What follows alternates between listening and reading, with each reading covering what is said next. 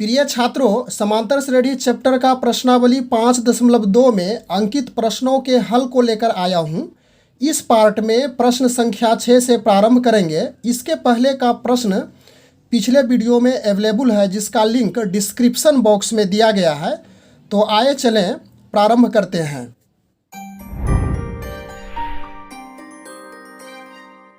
प्रश्न इस प्रकार से दिया गया है, क्या AP 11, 8, 5, 2 ... का एक पद -150 है। तो इसमें स्पष्ट रूप से दिया हुआ है कि A बराबर 11, D बराबर दूसरा पद में पहला पद को घटाएंगे तो यह -3 प्राप्त होगा। उसके बाद एक पद -150 है, यह AN है और इसमें हमें N ज्ञात करना है। चूंकि AN equal to A plus N -1 into D, Nवा पद के लिए फॉर्मूला है।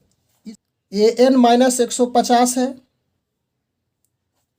A का वैल्यू 11 है और N का मान हमें ज्ञात करना है और D का मान -3 है। या -150, 11 राइट हैंड में प्लस में है, इसको लेफ्ट हैंड में लाएंगे तो -11 होगा। N -1 गुना -3 या -150 और -11, इसे जोड़ने पर -161 प्राप्त होगा। N -1 इंटू -3 या -161 3 गुना में है, इसको फिर बायां पक्ष में लाने पर भाग होगा। N -1 माइनस कैंसिल या 161/3 -1 है, फिर इसको लेफ्ट हैंड में लाएंगे तो +1 बराबर N। इसलिए N बराबर, इसे हल करने पे 3 लघुत्तम 161 + 3 बराबर 164/3, जो कि भिन्न के रूप में प्राप्त होता है। यह पूर्ण संख्या नहीं है, अतः हम कह सकते हैं कि -150 दी गई सीरीज का एक पद नहीं होगा।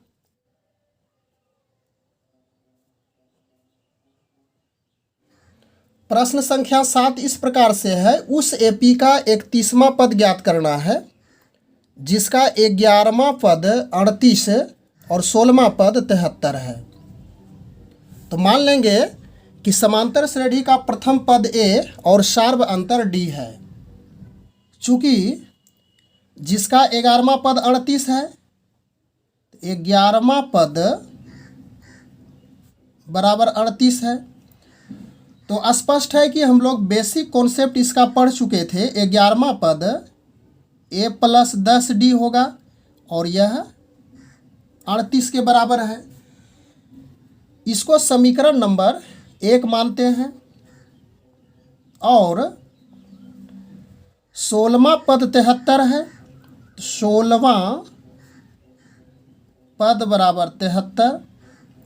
इसी प्रकार से 16वां पद है, तो 16वां पद को लिखेंगे A + 15D बराबर 73, इक्वेशन नंबर 2।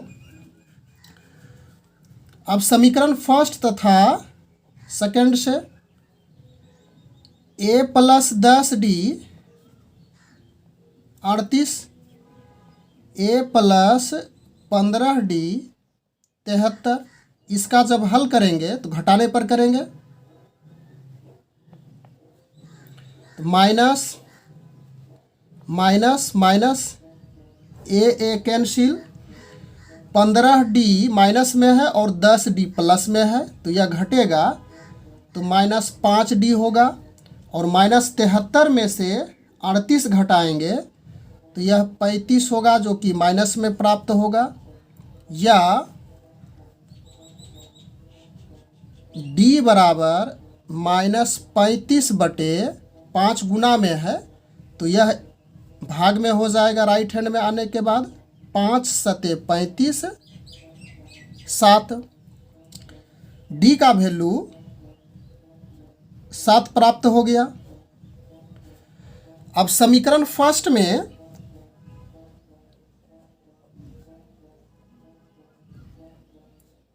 डी का मान रखने पर a प्लस 10d 38 या a प्लस 10 और d का वैल्यू 7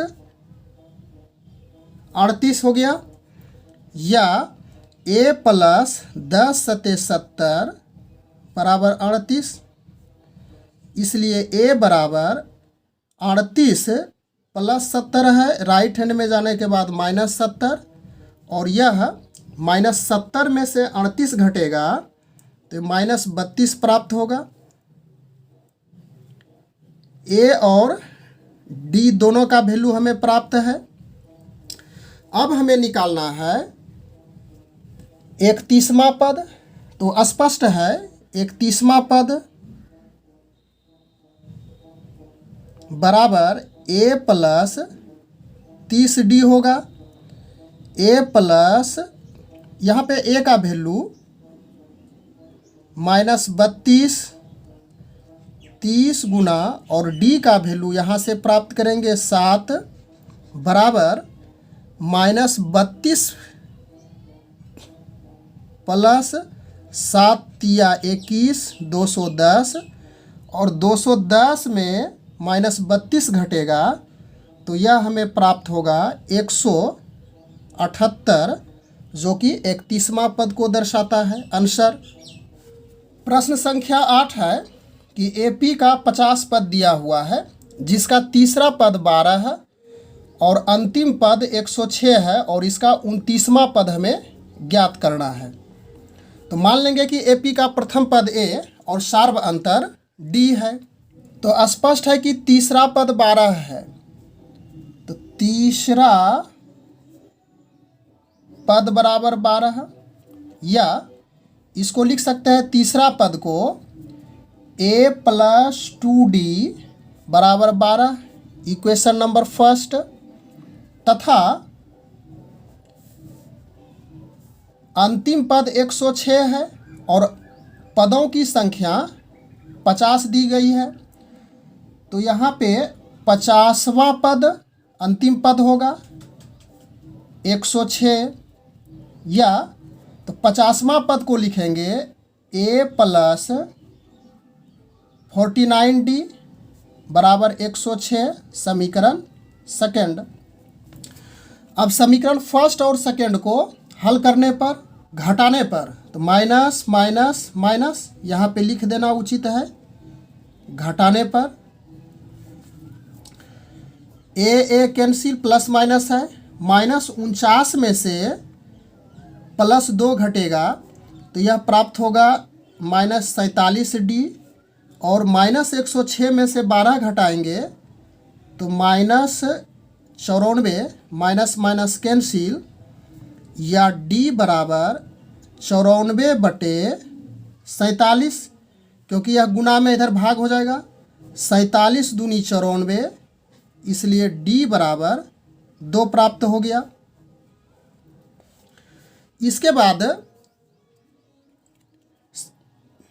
इसके बाद समीकरण फर्स्ट में d का मान रखने पर, समीकरण फर्स्ट है a प्लस 2d बराबर 12, या a प्लस 2 और d का वैल्यू 2 रखेंगे बराबर 12, या a प्लस 2 दूनी 4 बराबर 12, या a इक्वल टू 12 है और यह +4 है, इसको राइट हैंड में देंगे तो -4 होगा, इसलिए a बराबर 12 में से 4 घटेगा तो यह 8 प्राप्त होगा। a का भी वैल्यू प्राप्त हो चुका है। 29वां पद बराबर a प्लस 28d होगा। 29 से 1 कम यहाँ पे लेंगे, बराबर a का मान 8, 28 गुना और d का मान 2 बराबर 8 प्लस 28 दूनी 8 दूनी 16, 2 दूनी 4 56 बराबर 64, यही आंसर है। 9th नंबर प्रॉब्लम, यदि किसी एपी के तीसरे और 9वें पद क्रमशः 4 और -8 है, तो इसका कौन सा पद शून्य होगा।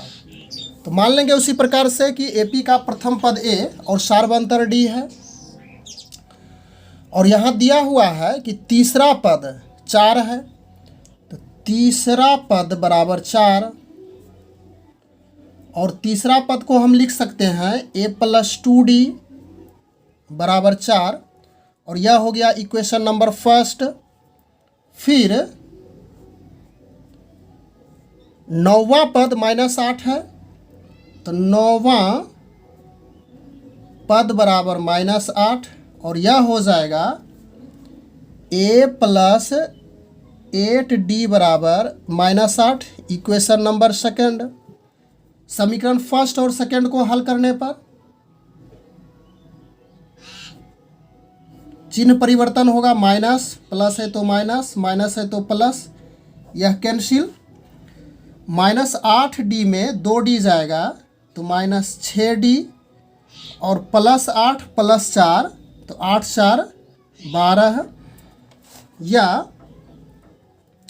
d बराबर 12 बटे -6, 6 दूनी 12 बराबर -2। समीकरण फर्स्ट से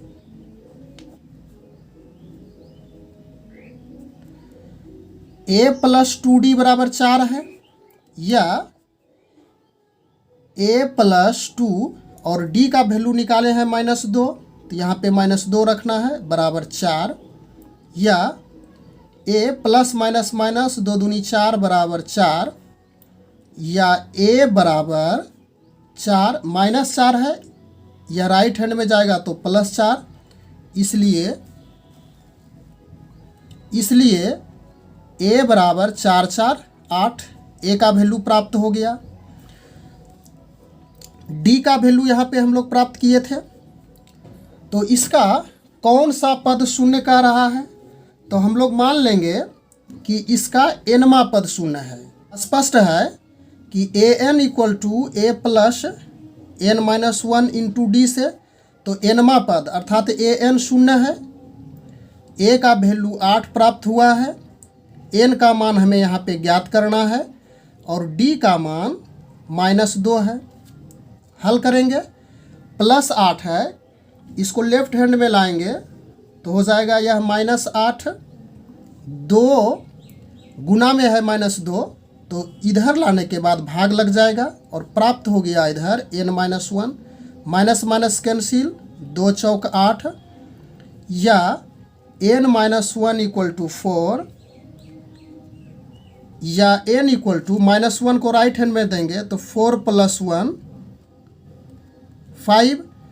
स्पष्टतः कि इसका 5वां पद शून्य होगा। आंसर। प्रश्न संख्या 10 इस प्रकार से है, एपी का 17वां पद उसके 10वें पद से 7 अधिक है, तो इसका सार्वअंतर अर्थात डी ज्ञात करना है। तो मान लेंगे कि एपी का प्रथम पद ए और सार्वअंतर डी है। चूँकि प्रश्न से स्पष्ट है कि 17वां पद उसके 10वें पद से 7 अधिक है, 17वां पद माइनस 10वां पद और यह 7 के बराबर है, और 17वां पद को हम लिख सकते हैं a + 16d, माइनस 10वां पद को लिखेंगे a + 9d बराबर 7, या a + 16d minus a minus 9d बराबर 7, या a कैंसिल, 16d में से 9d घटेगा तो 7d बचेगा, और यह 7 बराबर है, या d बराबर 7/7 कैंसिल, इसलिए d बराबर 1, अर्थात सार्वअंतर बराबर 1। आंसर। प्रश्न संख्या 11, एपी 3, 15, 27, 39 का कौन सा पद उसके 54वें पद से 132 अधिक है। तो उसी प्रकार से मानेंगे कि एपी का प्रथम पद ए और सार्वंतर डी है। कौन सा पद कह रहा, तो मान लेंगे कि वह एनवा पद है और 54वें पद से 132 अधिक है। एनवा पद माइनस 54वां पद, और दोनों में अंतर है 132 का। या एनवा पद को लिखेंगे A plus N minus 1 into D, और 54वां पद को लिखना है ए प्लस 53 डी, और यह 132 के बराबर है। ए का वैल्यू यहाँ पे 3 कह रहा है, 3, 15, 27, 39 है, एपी में है। तो ए हो गया 3 और डी दूसरा पद में से पहला पद को घटाएंगे तो 15 में से 3 घटेगा 12। तो इस स्थान पे ए का मान रखना है 3 n माइनस 1 और डी का मान 12। फिर यहाँ पे रखना है ए का 3 प्लस 53 गुना 12, और यह 132 के बराबर है। या 3 प्लस 12 को n के साथ गुना करेंगे तो 12n, 12 गुना 1 12, फिर यह 3 हो गया, प्लस प्लस माइनस माइनस 53 गुना 12 686, और यह फिर 132 के बराबर हो जाएगा। 3 प्लस में और 3 माइनस में कैंसिल। उसके बाद 12n और माइनस 12 माइनस 686, तो इसको जोड़ने के बाद यह हमें प्राप्त हो जाएगा 698, और यह 132 के बराबर है। या 12n बराबर 132 प्लस, यह माइनस में है तो इधर प्लस हो जाएगा 698, और यह 830 के बराबर होगा। 132 और 698 जोड़ने के बाद, या n बराबर 830 और इसमें डिवाइड होगा 12 से, तो यह 65 बार में यह पूर्णतः कट जाएगा, इसलिए n बराबर 65, अर्थात यह 65वां पद होगा आंसर। प्रश्न इस प्रकार से है, दो समांतर श्रेणियों का सार्व अंतर समान है। यदि इसके 100वें पदों का अंतर 100 है तो इसके 1000वें पदों का अंतर ज्ञात करना है। तो मान लेंगे कि प्रथम समांतर श्रेणी का प्रथम पद A1 और द्वितीय समांतर श्रेणी का प्रथम पद A2 है, और सार्व अंतर को D मानेंगे क्योंकि दोनों में समान है।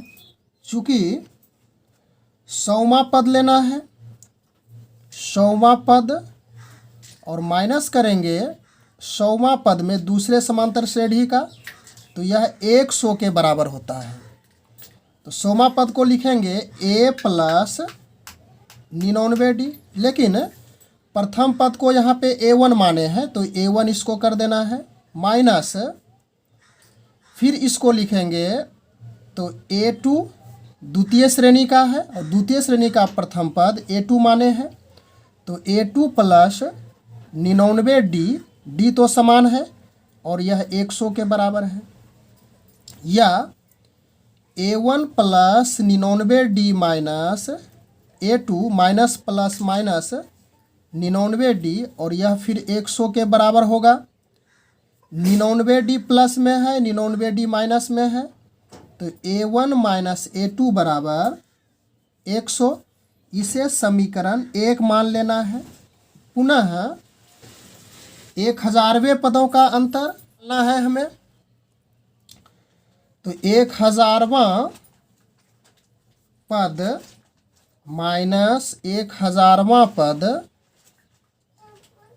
इसे ज्ञात करेंगे व्हाट, तो 1000वां पद को लिखेंगे A1 प्लस 999D माइनस, फिर इसको लिखेंगे दूसरे समांतर श्रेणी के लिए, तो A2 प्लस 999D फिर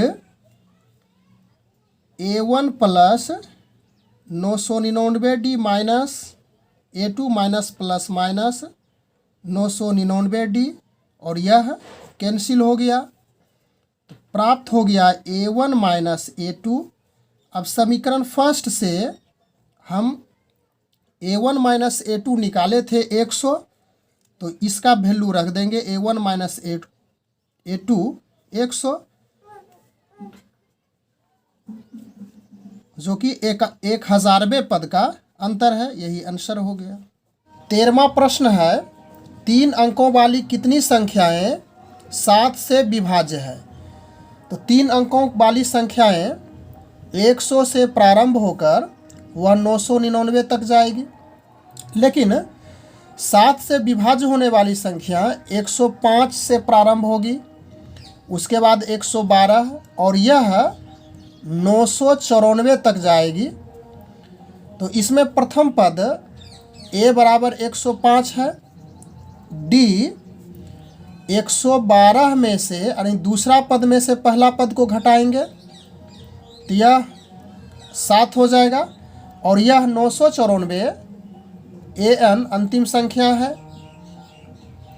और हमें कितनी संख्याएं हैं अर्थात कुल संख्याओं को ज्ञात करना है, तो n बराबर व्हाट। तो चूंकि nवां पद के सूत्र से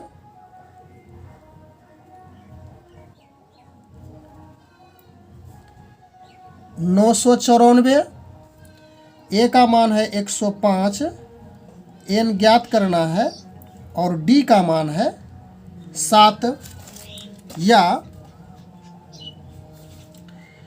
994 105 राइट हैंड में है, इसको लेफ्ट हैंड में लेंगे तो माइनस 105 होगा क्योंकि प्लस में था। n-1 गुना 7, 994 में 105 घटाने के बाद 889 प्राप्त होगा। n-1 गुना 7 या 889 7 गुना में है, यह भाग हो जाएगा और इसे कटाने पर 127 बार में यह पूर्णतः कटेगा, या n-1 इक्वल टू 127 या n इक्वल टू 127 माइनस 1 है तो यह प्लस हो जाएगा और यह 128 होगा। 14 नंबर प्रश्न, 10 और 250 के बीच में 4 के गुणज निकालना है, अर्थात 10 और 250 के बीच में लेना है।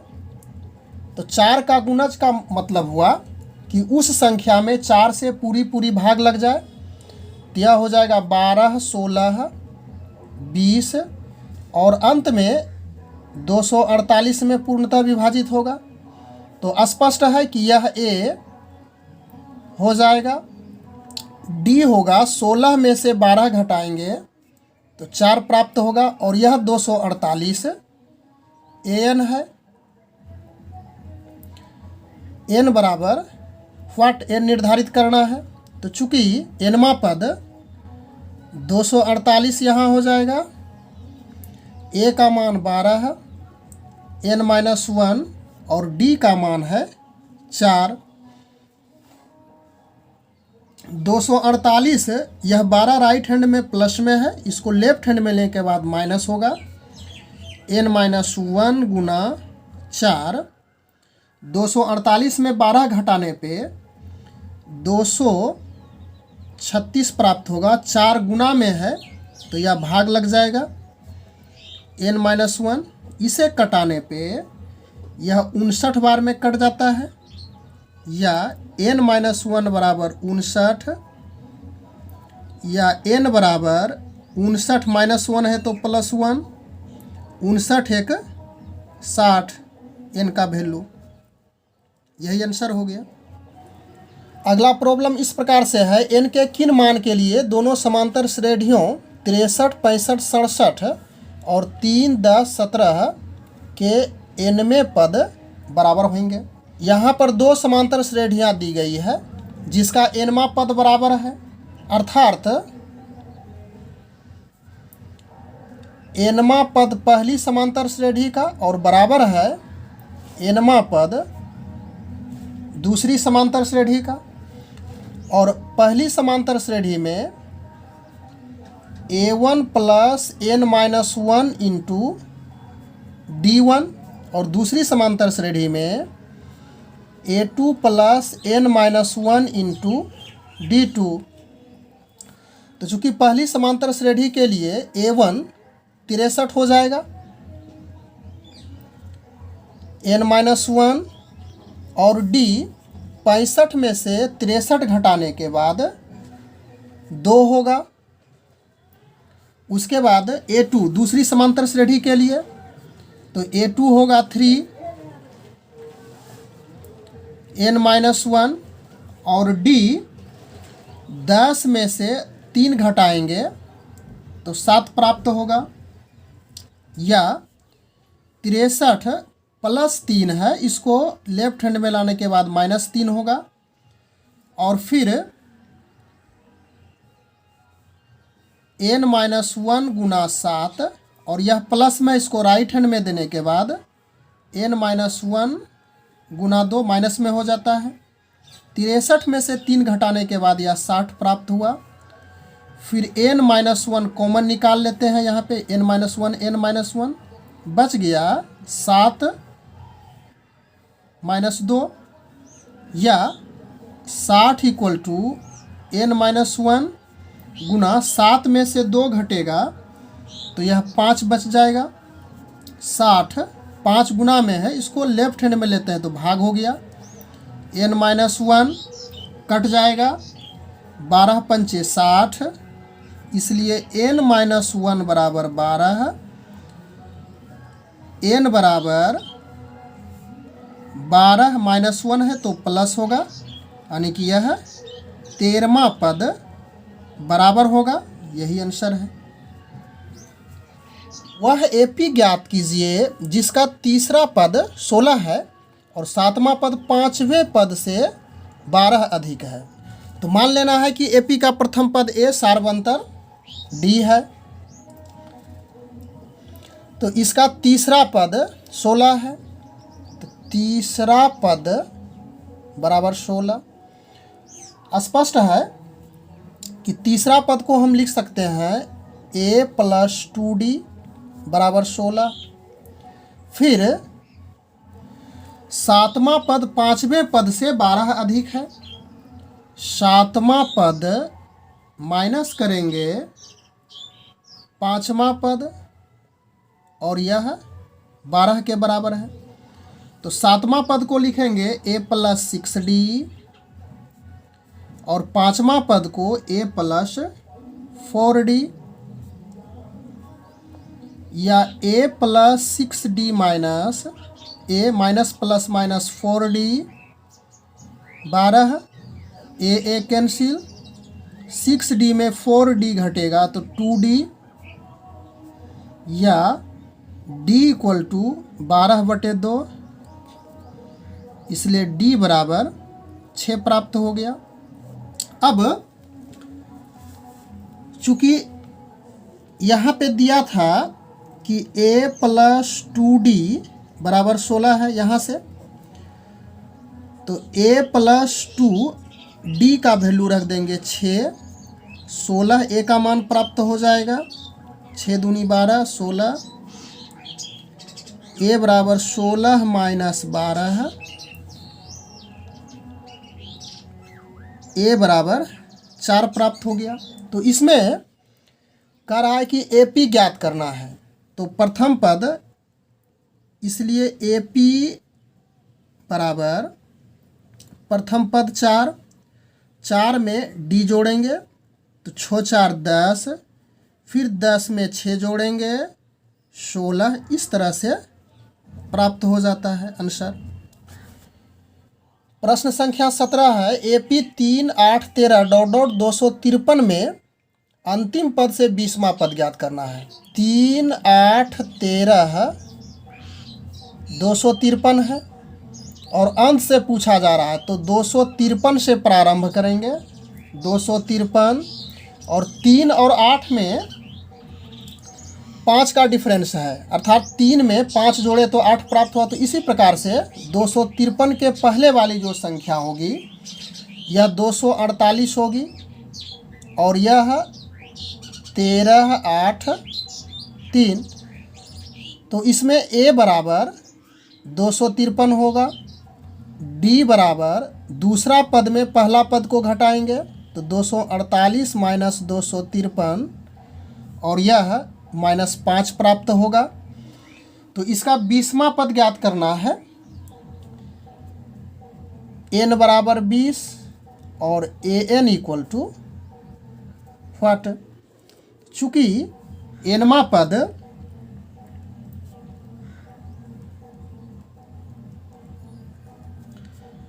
इस फॉर्मूला को हमको लगाना है।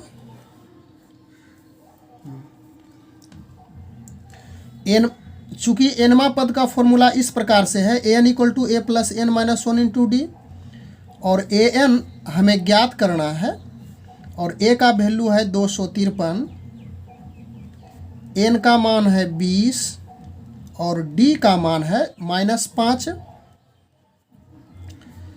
253 प्लस 20 में से 1 घटेगा तो यह 19 होगा, -5। 253 प्लस माइनस माइनस 19 पचे 95 और 253 में 95 घटाएंगे तो 158 बचेगा। यही आंसर हो गया। 18वां प्रश्न है, किसी एपी के चौथे और 8वें पदों का योग 24 है तथा छठे और 10वें पदों का योग 44 है, तो इस एपी के प्रथम 3 पद ज्ञात करना है। तो मान लेंगे कि एपी का प्रथम पद ए और सार्वंतर डी है। चूँकि चौथा पद है और 8वां पद है, दोनों का योगफल 24 है, तो चौथा पद प्लस 8वां पद और यह बराबर है 24 के। या चौथा पद को लिखेंगे a प्लस 3d और 8वां पद को a प्लस 7d बराबर 24।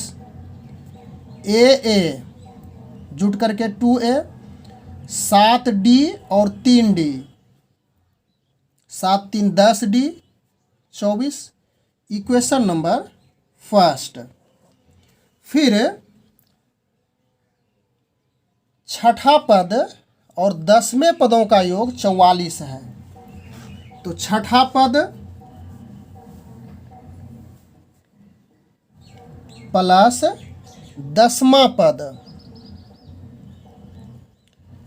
और इसका योगफल 44 है।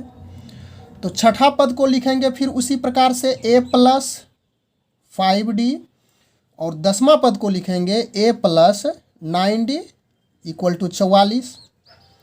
a 2a और 9d प्लस 5d तो यह 14d बराबर 44।